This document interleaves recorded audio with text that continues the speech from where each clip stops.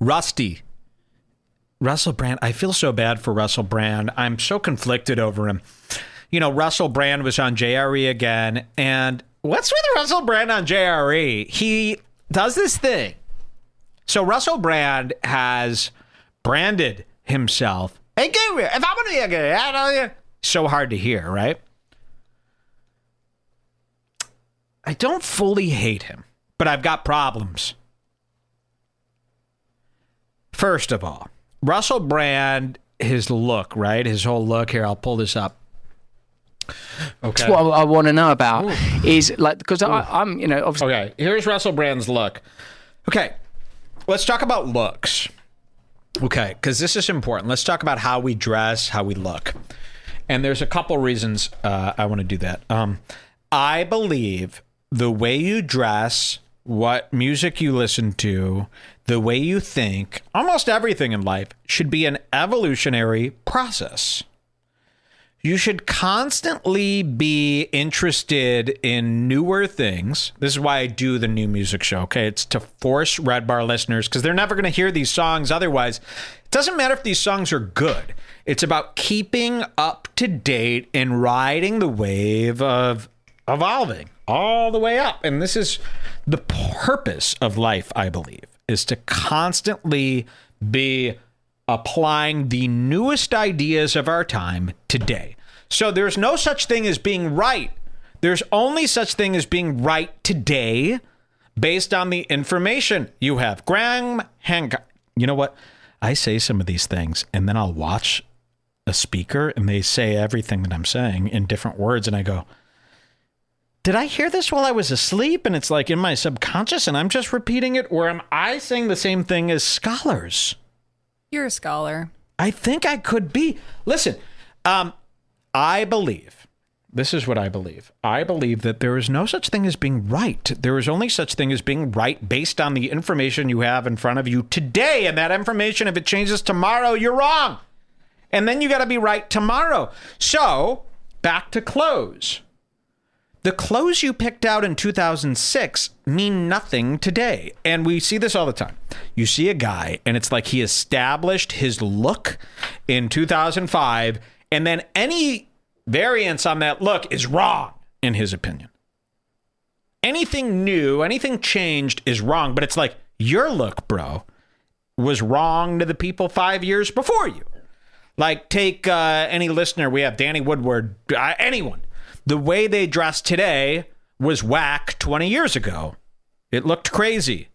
So why is it right now? It's like, so I preach this message and I try to encourage people on this message. It's like, just because something was right on a certain day of your life doesn't mean it's right forever.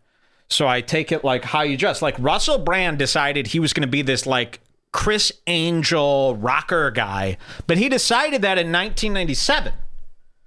And he won't upgrade his look because he thinks he was right then. You were good for the times, bro, but times have changed. You need to constantly be evolving as that clock ticks and moving with it. You need to ride that surf, bro. But they don't. Everyone assumes like when they came to a conclusion that conclusion must be finalized and you must stick to it. And then they'll even mock you if you vary from what you used to be. You know, Kanye West is a great example of what you really should be doing. You should constantly be keeping yourself entertained. This is how people end up being so bored. This is why people are so miserable, because what they do is they start becoming adults and then they think there's something like super important about the world, and there is not. Nothing is important. The only thing important is being stimulated, healthy, not being pain, being excited, and experiencing new things. And this is why people get it so wrong. People will find themselves sitting in a recliner day after day, bored out of their mind, picking fights with their wife because they think they figured it out 20 years ago and they haven't attempted any new hobbies or new interests, because once you turn 30, everything, you figured it out and everything should be the same. And then you turn into shit. You need to be forcing yourself to get interested in new things.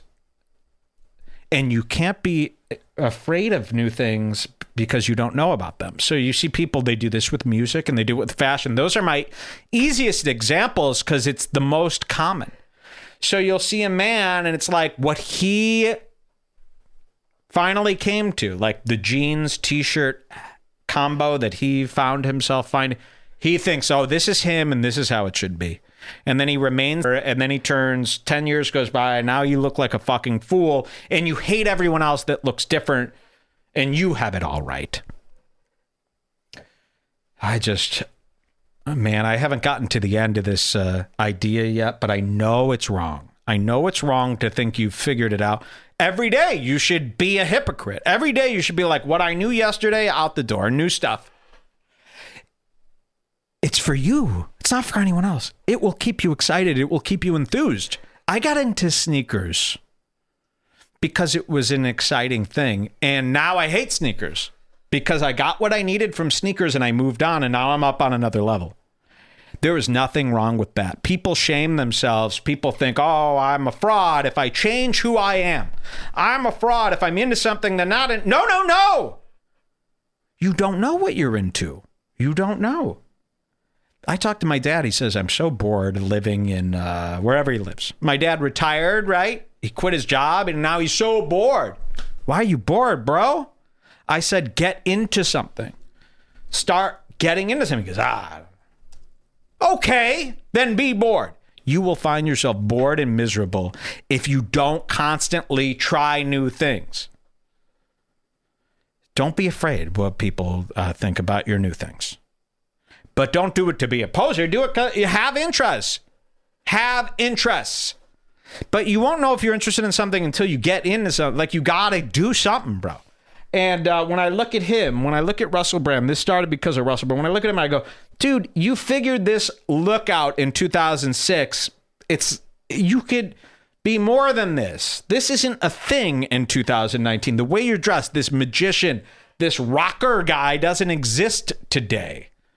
That's why, so people can't align with it. People can't find a common interest. They can't connect to you because who are you? What are you, fucking Aerosmith here? Where does he even get these shirts? Where do you get this? You're like wearing you're not pushing boundaries anymore. You're not being futuristic. You're not being creative. We've seen this. We get it. You're a rocker. So I asked everybody, you don't know what jeans you like.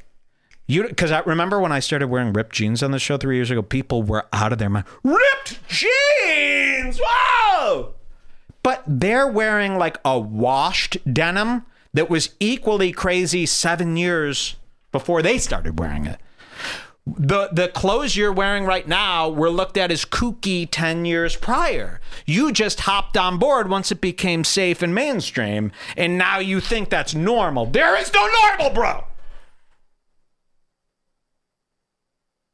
I haven't looked at the chat in 40 minutes. I don't know what this is. Are they against me here? No, they're with you. They better be.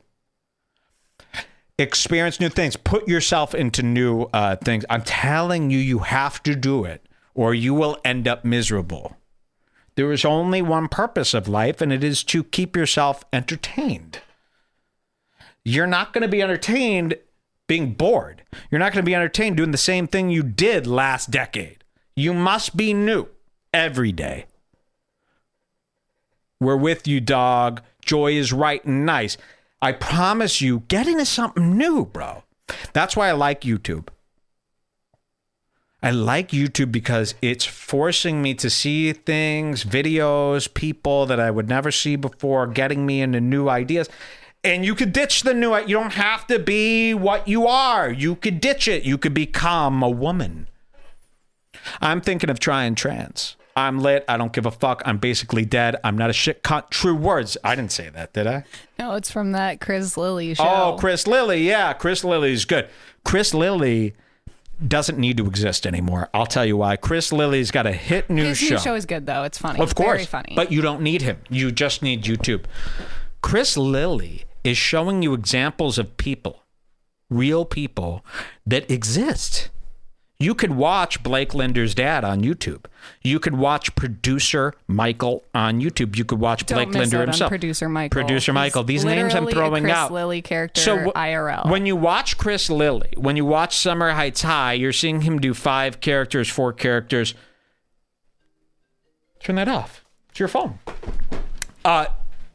You're seeing him do characters that exist. These people exist. They're on YouTube now. This is who I'm watching. Donkey Lip. They're all there. You don't need fiction. Reality is here. Reality is right in front of you. But it's we still have a it good all. show. It's still a good show. It's still a great show. Chris Lilly's great. But I'm doing what he's doing. I'm just showing you the real them. You don't need I don't need to impersonate them to show you. I'm just showing you them. They're here. Oh, it's on Netflix, the new Chris Lilly show. But he's basically doing characters of guys that you can find on YouTube. And They're watch all the there. Real guy. Chris Lilly is doing characters of people that I know. I have them. I already have them. He's doing Sarah from Australia. He's doing producer Michael. I mean, these are people you don't know. I need to stop being fat. I gained 80 pounds in the last 5 years. Fuck that shit, dog. Fat Harley is is fine. the best fat guy I've ever seen. You're good, Harley. You rule. Don't worry. Let's listen to this. This is what I brought to you. This is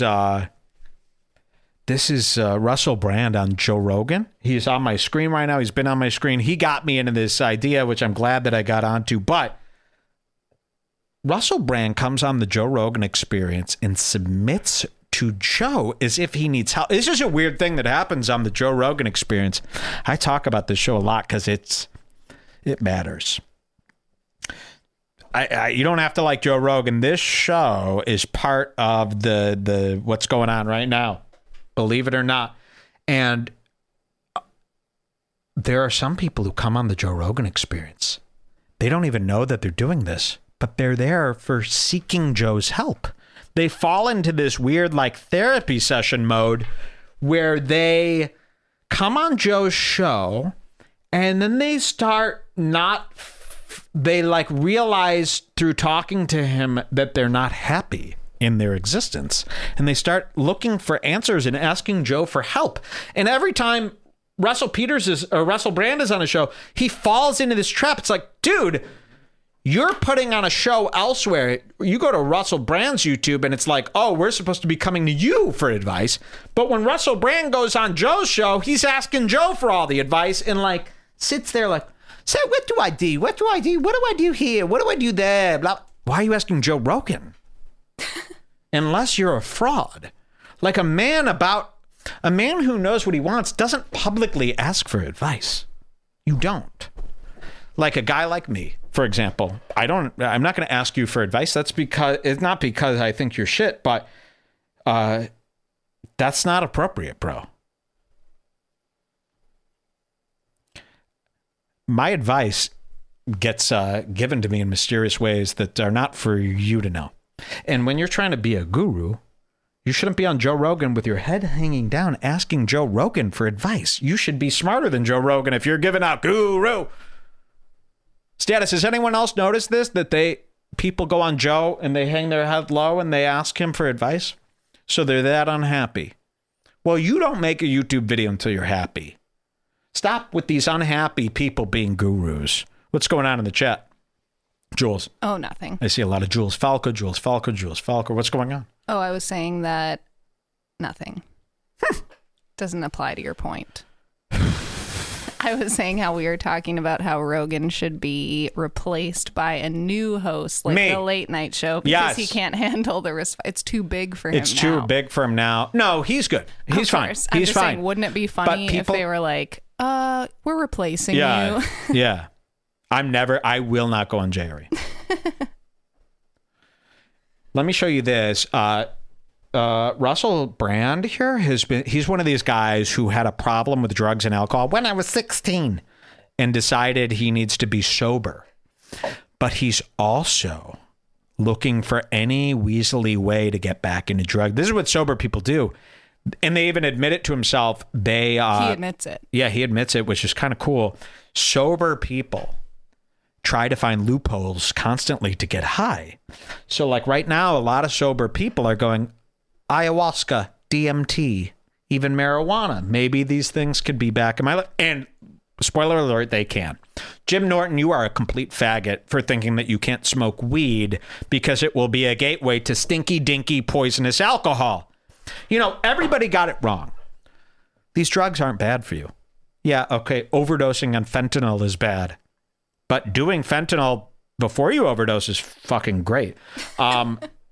This stuff, alcohol, has always been the problem. Most people do drugs, and especially these people who got sober when they were 16. They were drunk fucks and they were 16. Jim Norton was drunk as fuck and now thinks because he was 16, drunk and smoking weed, that weed was the problem. No. Alcohol and 16 was the problem. And now you have Jim Norton, he's 50.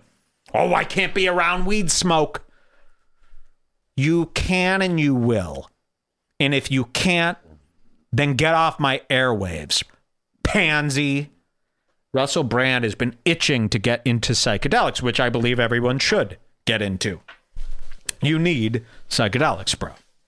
It's a must. Every Redbar listener needs to go do acid. But he's afraid to because he's an addiction man and he thinks it'll get him back into bad habits.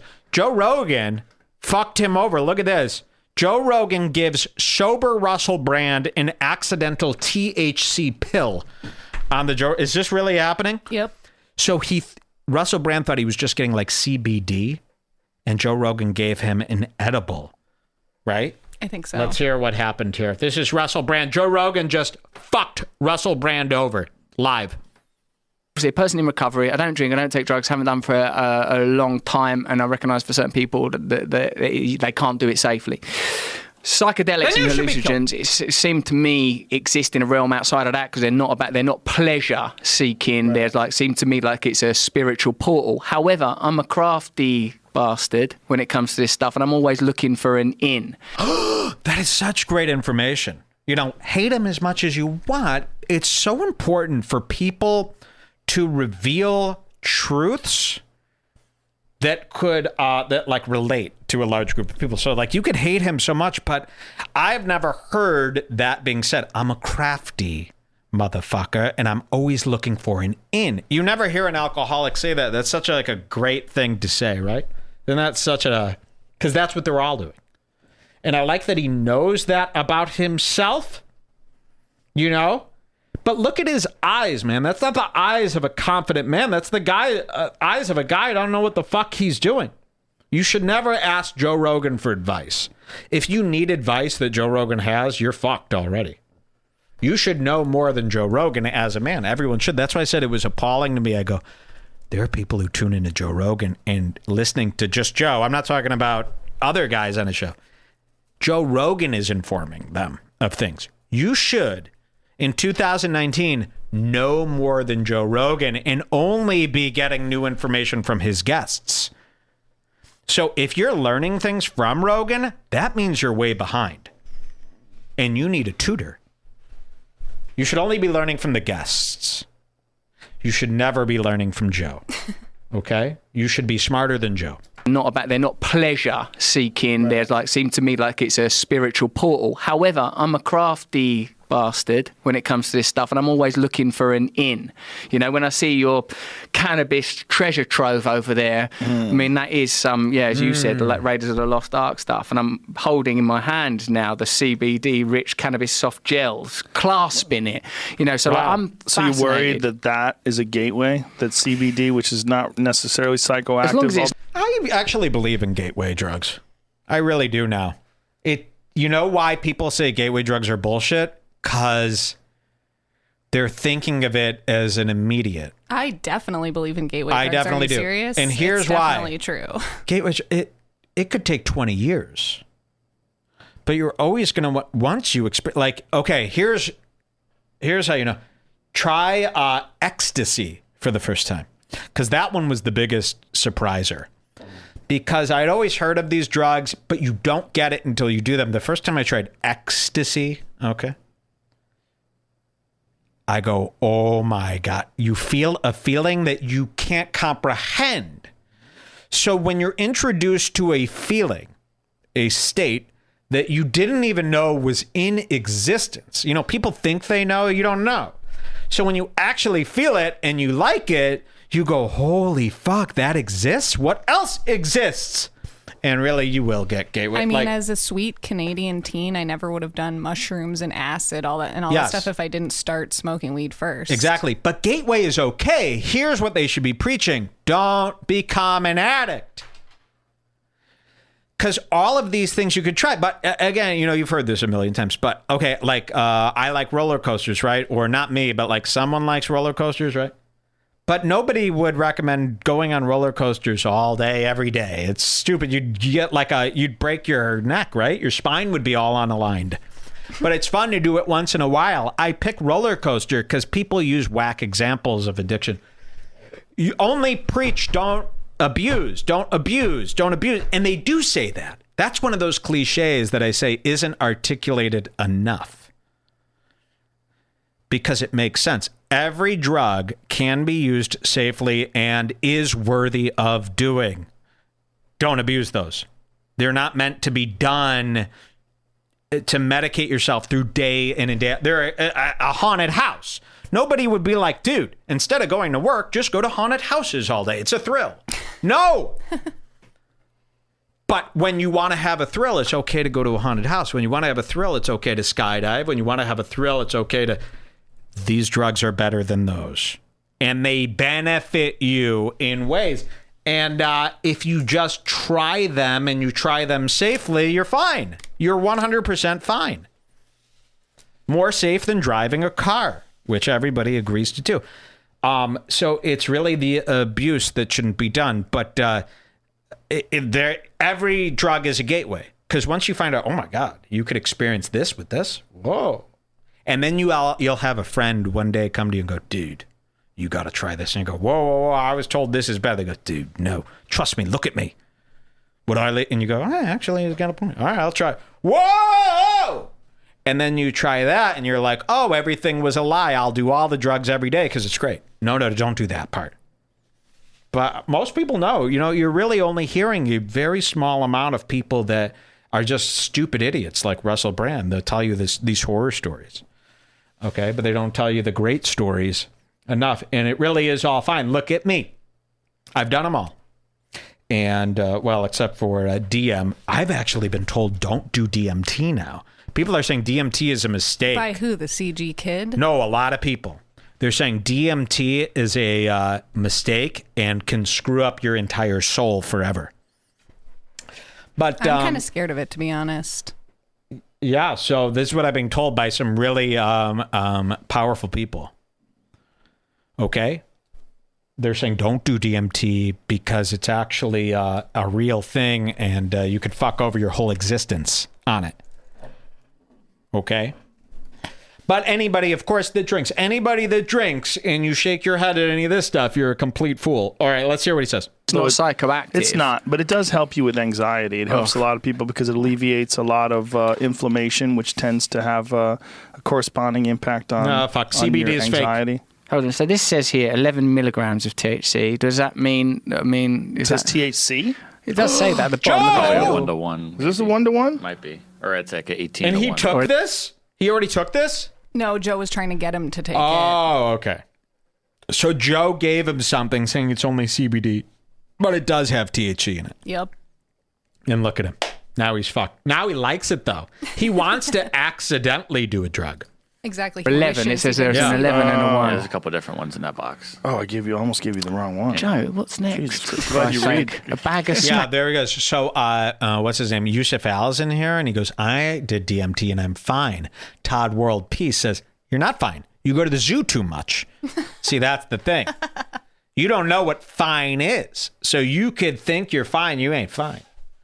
But I'm talking about something else. I'm not talking about anything of this world. There's a back door to this DMT that they're talking about now, where they're saying it's not too powerful as a drug. All right. Fentanyl is too powerful as a drug because it's in small amounts. It could kill you. We're not talking about something like that. We're talking about Don't do DMT. I can't tell you why yet, but trust me. But then again, that's not coming from me. That's not coming from me. I flip-flop on it a lot because on one hand, I'm like, I definitely feel like if anyone can handle it, we can. But then I'm also terrified. No. I know, but I'm hearing from some powerful people that it is not, that you'll be fine your whole life. We're not talking about you'll be fucked. It'll fuck up your brain. It'll make you weird. It'll make you... We're not talking about that. People are telling me, oh no, you'll be punished for it after you die. Stuff like this. You don't know the implications of what you're meddling with. It's like those people who came to you, they said, don't play with... How do they know? Well, they don't. But when I was a kid, there were some people, you know these people, here's an example. There are people who go, don't fuck with the Ouija board, bro. And you go, it's Milton Bradley. It's sold at Toys R Us. They go, just don't do it. And you go, why? They go, don't meddle. Don't meddle. So I don't know. And they showed you that picture of that black hole. You really, who's to say that all this stuff doesn't, now I'm back to the point. Remember when you were so sure, you go, oh, there's no such thing as ghosts. I don't know, bro. They got black holes. They got stuff up there that shouldn't exist, so I don't know. But I don't know. But why not find out while you're here if you're just going to die anyway? Because they're saying this could be years from now. There's some people who are on this board, like there is an afterlife. Like once this thing is created in you, it could go on for infinity. Oh my God. And we just woke up. The first thing is human. Like this was our beginning. And it could go on forever. There are people out there saying this stuff. So it's not like, oh, well, we were towed before this and now we were reincarnated, but we have no memory of the past life. They're saying, no, after this, you're on forever. I don't know. And you wouldn't know in this life. You wouldn't know in this life. But yeah, you ask, how do the people who are telling you this know? I don't know, but there's people who are saying, don't fuck with the Ouija board. And they were right. Because remember that time I fucked with the Ouija board? And all those things that happened? The men who came. Reincarnation is real. I didn't say that. Believing in nothing is ridiculous now. That's the new concept. Like 11 years ago, I'm like, you die, you just shut off. Come on, case closed. But now people are saying, oh, no, it's a tremendous thing afterwards. Great. My worry is that if it jades you for what is meant to be, okay, don't worry about it. Let's all try it, I guess. I'm down. If God didn't want you to do DMT, he wouldn't have made it. No, that's Yusuf Al. Yusuf Al is... He's only running on one cylinder out of 12. No, I'm kidding. Yusuf Al is great. No, I'm not talking about God, bro. Who is saying this? Couple of kooks. But they said it to me with such passion. See, I don't believe in smarts. I believe in passion. And I see passion. I see people who get chills when they say things. I believe in people who get the chills when they're telling you something.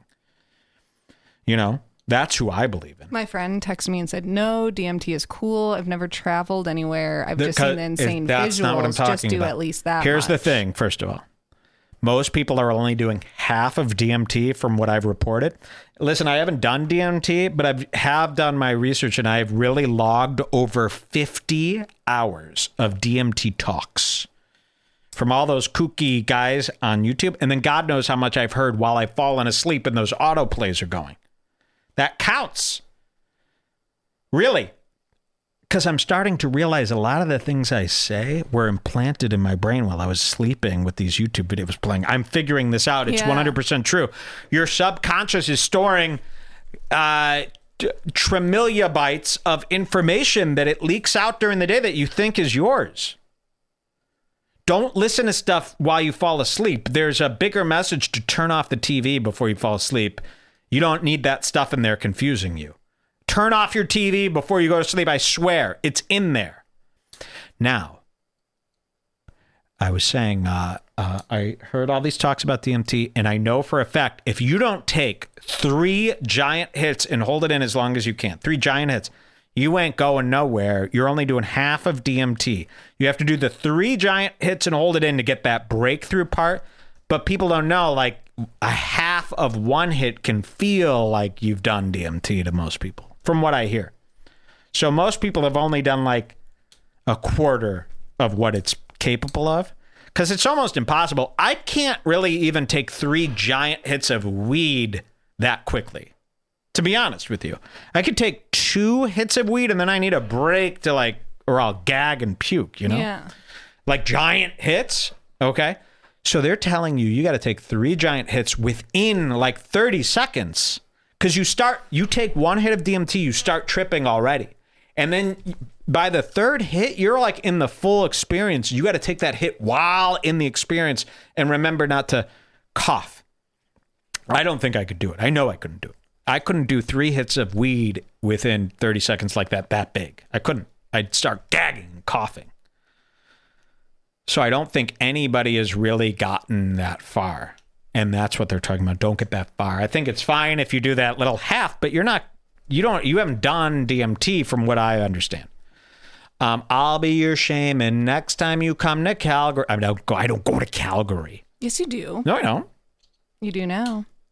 Lucid dreaming is a real thing. Try doing that instead of inducing it with DMT. I'm too afraid. I don't like that stuff. I'm afraid of lucid dreaming too. DMT rules though, you guys should do it, says Avery. I don't know, guys. It could implant. DMT ruined Stanhope, that's true. But he wasn't a powerful man like me. Stanhope was always weak. Joy's afterlife is Nagurta. It's true. I'll do DMT if you don't mind 3 months of shows that mean nothing to you. And that's what you'll do. If I try DMT, and this isn't my main concern, but if I try DMT, you'll hate the next 3 months of shows. I know that for sure. I will not be talking about Josh Dennett. Yeah, it seems very risky. It seems risky for me because it could change my path temporarily. And we like our Now, path. listen, and I think all psychedelics change my path. I could get sentimental for 3 months on a psychedelic. After doing a psychedelic, I could be in sentimental mode for 3 months. After doing DMT, I might not want to make fun of somebody for 6 months. Would you guys allow that? No, they never allow it. I crave the descent. Sven says, after my surgery, they pumped me full of oxycodone and anti-nausea meds, and I was in Jacob's Ladder for 6. That's true. He told me that. We say a lot of jokes about Sven, but he was in Jacob's Ladder. See the movie. And when you're experiencing total fear, don't be afraid of change, Mike. I'm not afraid. You're afraid of the change. Get it? I smoked DMT with 2 girls at a festival. I thought it was weed. They laughed at me that it tasted different. I said, it was DMT. I asked what it was. They laughed at me and said, you'll see. The next 12 hours was left. Whoa. Mike would start feeling bad for Melton. No. That's some basic surface level stuff. I'd get even worse. You're putting too much thought and energy into this. DMT is great. No. You don't know me. That's what I kind of think too, because if all of these crazy guys are doing it and ending up fine, like if Joe Rogan can do it, I'd be fine. I'd be fine. Then we're going to be fine. It's not about that. It's not about being fine tomorrow. It's not about being fine the next week.